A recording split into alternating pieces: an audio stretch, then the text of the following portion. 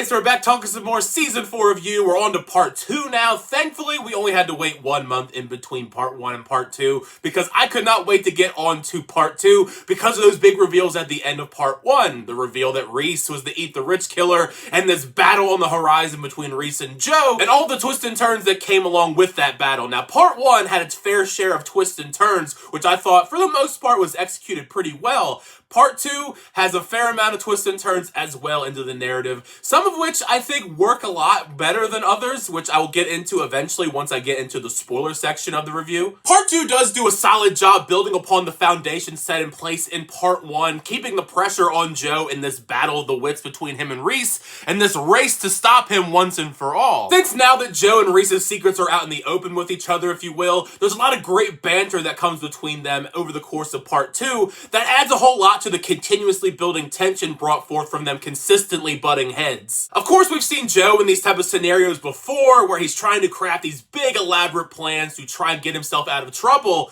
but the challenges he faces in Part 2 I think are possibly some of the most toughest dilemmas for him to solve yet. Just due to the multitude of different ways Joe's world is crashing down around him, his past and his present coming back to bite him, and I was pleasantly surprised to be wrong that certain plot threads like Marianne weren't completely thrown away. They are very prevalent in Part 2. Out of all 4 seasons, I think this is the one where I really was concerned if Joe could actually get out of this stuff scot-free. There were some times in other seasons where I figured Joe might actually get his way out of this. Season 4, Part 2, not as much. He has these really big, surprising battles with Reese. You have Nadia continuing to grow more suspicious, digging deeper into Joe's personal life, and just the impact all of it has on his potential future with Kate.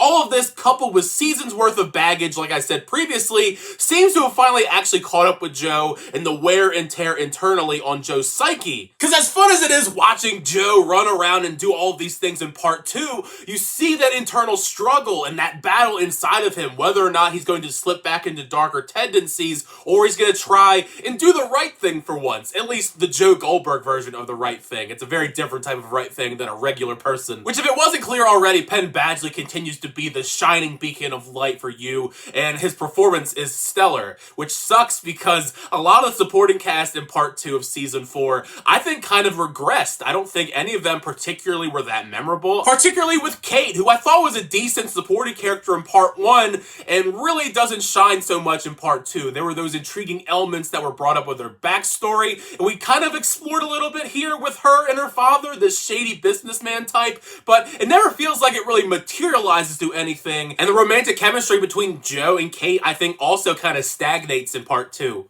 Along with this other storyline they give her where she's trying to help out Phoebe, all of that stuff just fell completely flat and kind of left me underwhelmed by season's end. One big thing that I'm concerned about, though, is the reception of those big reveals, the big twists that come about when we get everything revealed to us in the final few episodes. There were a few things there that were revealed to us I think are going to be divisive. It almost felt like it was intentionally meant to be divisive. Along with the ending itself, I think is also going to ruffle some feathers. Because when everything is unveiled to you in these last few episodes, it flips everything you expected on its head, which I did somewhat like because in hindsight, I don't know how I didn't see some of these twists coming just because the truth was right in front of my face the entire time. But other twists and turns, however, just feel a bit out there as far as realism is concerned, and it almost feels like we've kind of regressed Joe's development as a character in some aspects. Alright, so we've made it to the spoiler section of the video. We're going to talk some spoilers for you, Season 4, Part 2, so if you're going to stick around, just know we're going to talk about the ending, a lot of the big reveals,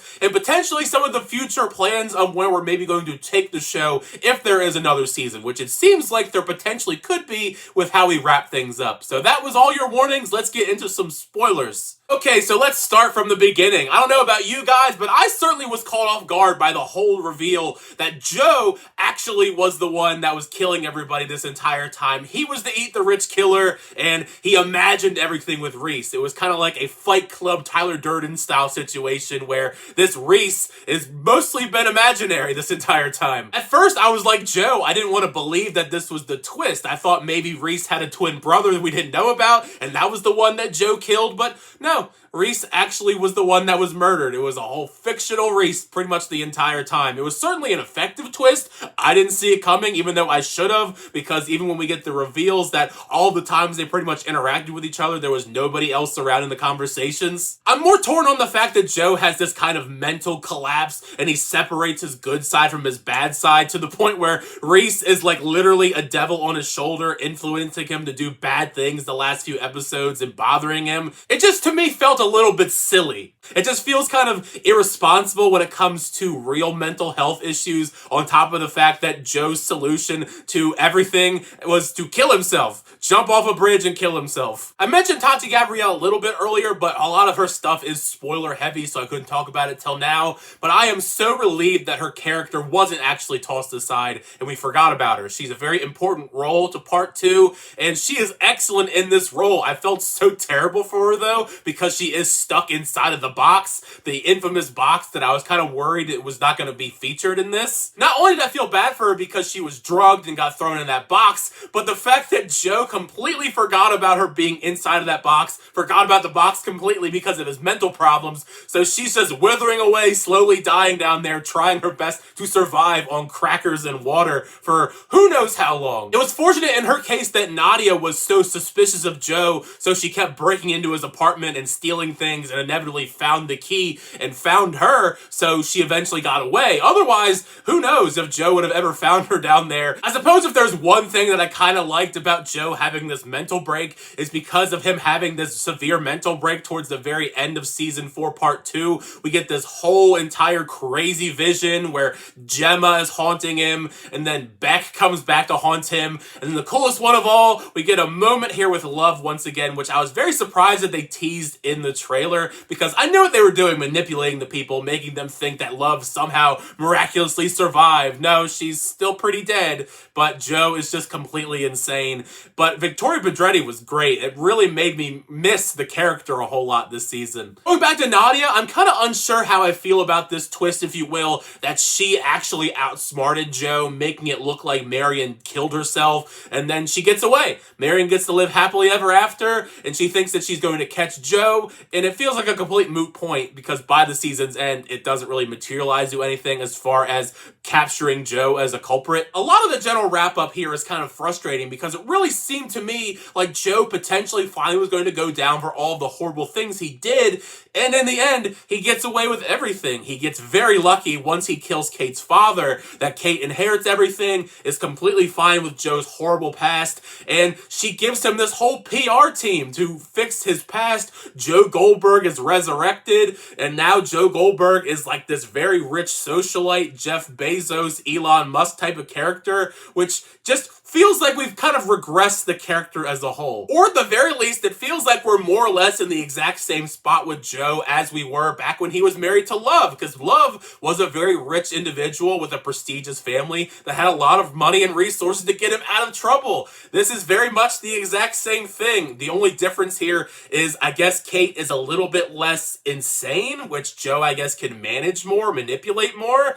Otherwise, I don't really see what we learned overall with Joe as a character. He realizes now he has a darker side more so than he did before. We saw him do terrible dark things all throughout all the seasons. If anything, I guess this will just enable him to have less consequences for his terrible actions because he has this billion-dollar PR team behind him that'll scrub everything from the internet and buy his freedom. I don't know. It just feels like an odd angle to take with Joe Goldberg. Like when you compare where Joe Goldberg was in the first 2 seasons to where we are for the future of the character, like what happened? You know, it just is odd to me. I'm very mixed on that aspect when it comes to Joe Goldberg as a character and where we're going to potentially take this if we get a season 5, which I'm sure we're going to just because the show is extremely popular. I still had fun with the show. It's just season 4 as a whole is very mixed for me. But now you've heard my thoughts on part 2 of You season 4. Make sure you share your thoughts down below. What did you think of this part 2 of season 4? Did you like it? Did you not like it?